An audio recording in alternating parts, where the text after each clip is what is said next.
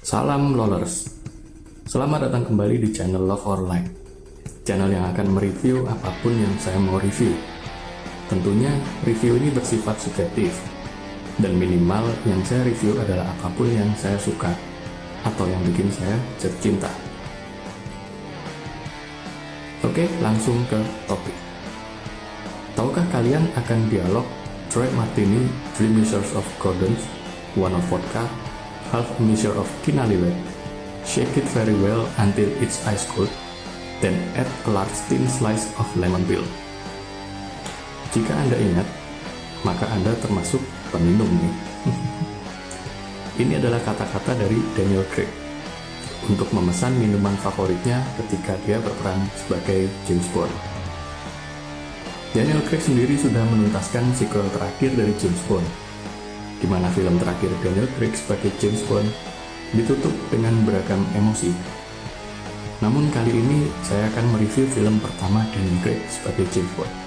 Dan secara berurutan, saya akan mereview film-film Daniel Craig yang lain sebagai James Bond. Dan untuk yang pertama inilah film Casino Royale.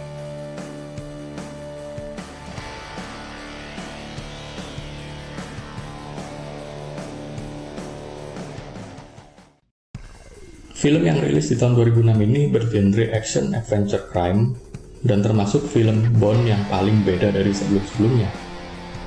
Dikarenakan karakter James Bond yang diperankan oleh Daniel Craig mempunyai karakter yang lebih macho. Bukan macam cowok ya, tapi definisi sebenarnya dari macho. Bond sendiri jarang tersenyum, punya karisma, punya ego yang tinggi, dan paling banyak membunuh di antara Bond yang lain dalam menjalankan misinya. Daniel Craig lebih menggunakan arti kata license to kill dengan benar. Dapat saya simpulkan, James Bond yang diperankan oleh Daniel Craig lebih cocok sebagai agent assassin daripada sekedar mata-mata ataupun agent asuransi. Di film ini, Bond mempunyai tugas untuk mencari tahu, mencegah, dan menangkap siapa dalang yang bekerja untuk suatu organisasi teroris yang bertugas mencuci uang mereka dan melakukan pengeboman untuk menciptakan kekacauan di sejumlah tempat. Misi pencarian pun dimulai. Bond mulai mendatangi Dryden, salah satu orang yang dicurigai oleh M. M sendiri adalah kepala divisi agen rahasia yang biasa disebut MI6. Di kediaman Dryden, Bond sempat sedikit berbincang untuk mencari informasi. Namun di tengah perbincangan, tiba-tiba Dryden menodongkan senjata ke arah Bond. Sayangnya, Bond telah lebih dulu mengetahui di mana letak senjata Dryden disimpan, sehingga Bond lebih dulu mengosongkan peluru dari senjata Dryden. Merasa perbincangan tersebut hanya membuang-buang waktu dan Dryden berkelit sambil menodongkan senjata ke arah Bond, Bond pun memutuskan mengakhiri perbincangan dengan menembak Dryden, yang membuat Dryden langsung lolos dari peradaban.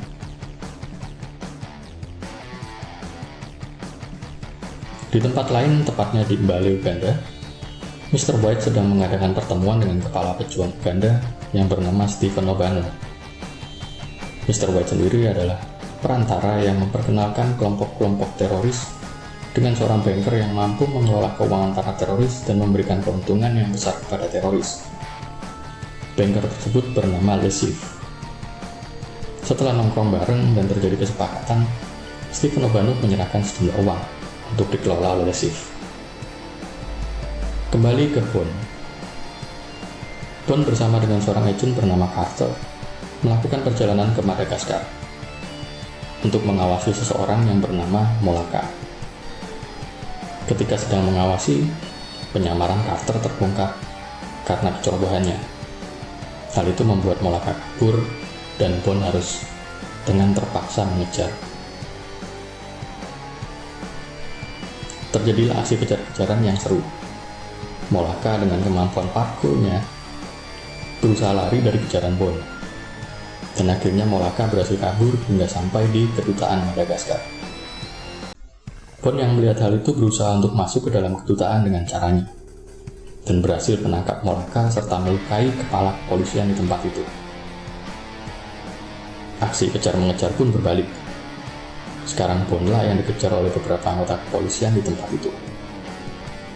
Setelah berhasil keluar dari gedung, Dan sampai di halaman belakang kedutaan, Bond yang menyandra Molaka bertindak seolah-olah menyerahkan diri dan membuang senjatanya. Hal itu membuat para polisi yang ada di sana lengah. Tanpa disadari oleh seluruh anggota kepolisian, Bond mengeluarkan pistol dan menembak Molaka serta tabung gas sehingga terjadi ledakan.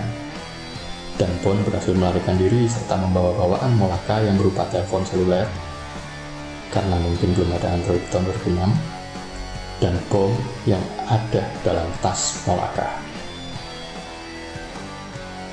Keesokan harinya muncullah berita di surat kabar mengenai aksi Agent MI6 yang membunuh tawanan tak bersenjata di kedutaan Madagaskar. Hal ini membuat M marah dan mencari Bond. Namun tidak ada yang tahu keberadaan Bond. Malam harinya ketika M pulang ke rumah, tiba-tiba dia melihat Bond sedang duduk di sofanya. Sembari kaget bagaimana Bond bisa mengerti kediaman M melanjutkan kemarahannya atas aksi yang dilakukan oleh Bond.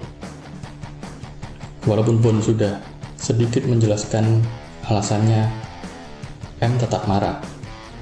M sendiri merupakan sosok yang bisa dibilang bijaksana. Di akhir sesi marah-marahnya tersebut, M menasihati Bond agar tidak terlalu sembrono dalam menjalankan tugas dan mementingkan egonya sendiri dalam menyelesaikan misi, serta mengusir Bond keluar dari rumah dan memperingatkan Bond agar tidak pernah membobol kediaman M lagi. Bond akhirnya keluar dari kediaman M dan melanjutkan misinya setelah berhasil membobol laptop M. Bond menemukan targetnya dan kemudian berangkat ke Nassau, Bahama untuk menyelidiki seseorang bernama Alex Dimitrios. Kesempatan pun datang ketika Bond berusaha mencari tahu mengenai Dimitrios. Melalui meja judi, Bond berhasil mengalahkan Dimitrios dan memenangkan mobil Dimitrios. Dimitrios yang kesal dan kebetulan menerima panggilan pergi meninggalkan tempat itu dan meninggalkan pasangannya sendiri. Bond mempunyai kesempatan untuk mendekati pasangan Dimitrios yang bernama Solin Dimitrios untuk mencari informasi. Dari Solin itulah Bond mendapatkan informasi bahwa Dimitrios sedang melakukan perjalanan ke Miami. Bond bergegas pergi ke Miami untuk mengejar Dimitrios. Sesampainya di sana, Bond mendapati Dimitrios sedang meletakkan kunci loker di atas chip poker. Tiba-tiba Dimitrios sudah berdiri di belakang Bond dan menodong Bond dengan pisau. Dengan sedikit refleks dari Bond akhirnya dapat membalikkan keadaan dan membunuh Dimitrios. Namun kunci di atas chips tersebut hilang. Setelah berusaha mencari, Bond akhirnya menemukan pembawa kunci dan mengejarnya hingga akhirnya terjadilah perkelahian di sebuah bandara tempat diadakannya launching pesawat terbesar di dunia, keluaran perusahaan Skyfleet. Ternyata orang tersebut ingin mengebom pesawat tersebut agar saham dari Skyfleet jatuh. Hal ini membuat Le Chiffre mendapatkan keuntungan yang besar. Akan tetapi Bond berhasil menggagalkan upaya tersebut. Le Chiffre yang mengetahui hal itu menjadi marah dan mencari siapa yang membocorkan informasi tersebut, dan menduga itu dilakukan oleh istri Dimitrios karena Le Chiffre mengetahui bahwa Dimitrios sendiri sudah meninggal. Bond yang kembali ke Pulau Nassau, Bahamas bertemu dengan M yang sedang mengerahkan kepolisian setempat karena meninggalnya Solin Dimitrios. Tak ingin korbannya bertambah, M akhirnya menanamkan tracking ke lengan Bond dan memberikan informasi bahwa yang dia cari adalah Le Chiffre. Le Chiffre sendiri merupakan orang Albania yang mahir bermain catur dan jenius dalam matematika. Dia juga suka bermain poker untuk membuktikan kepiawaiannya dalam menghitung. Karena misi Le Chiffre digagalkan oleh Bond, dia harus mencari cara untuk mengembalikan uang tersebut kepada Stephen Urbano. Le Chiffre sendiri kemudian mengadakan lomba poker dengan taruhan yang tinggi di Casino Royale Montenegro. Misi ini yang merubah sesaat James Bond yang nantinya dari seorang agen berdarah dingin dengan ego yang tinggi menjadi seorang agen yang bisa dibilang bucin. Bagaimana kelanjutan ceritanya? Akankah Bond mampu mengalahkan Le Chiffre di meja judi? Dan siapakah yang mampu meluluhkan hati James Bond yang terkenal dingin dengan ego yang tinggi dan membuat Bond menjadi bucin? Jangan lupa siapkan snack dan minuman favorit kalian seperti biasa untuk menemani kalian menonton film ini. Oke, sekarang kita masuk dalam review film ini.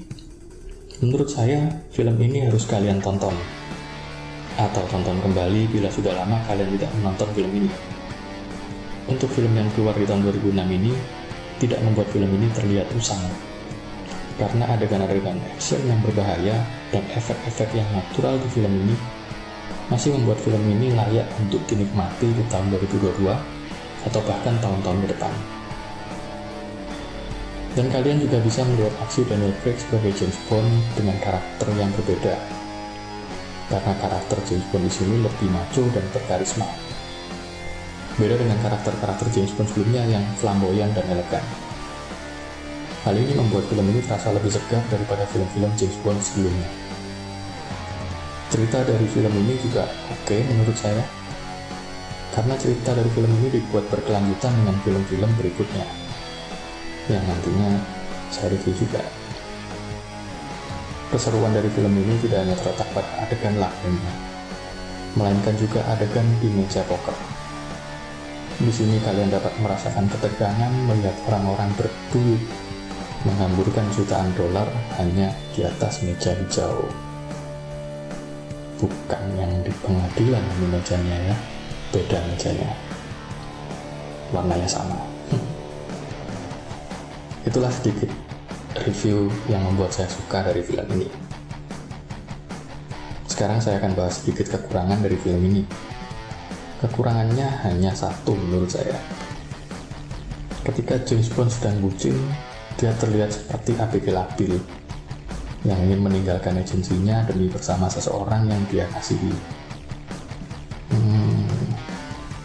Terasa begitu dekat dengan realita.